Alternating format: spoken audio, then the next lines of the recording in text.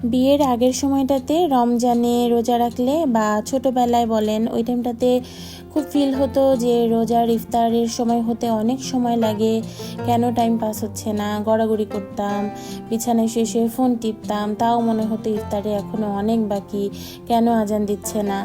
আর এখন হচ্ছে সিনারিওটা টোটালি উল্টা।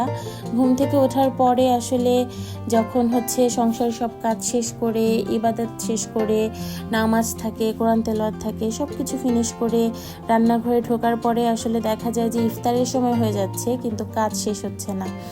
কি বলবো, আসলে একটা টাইম ছিল যখন রমজানে আম্মুকে কোনো কাজেই হেল্প করতাম না।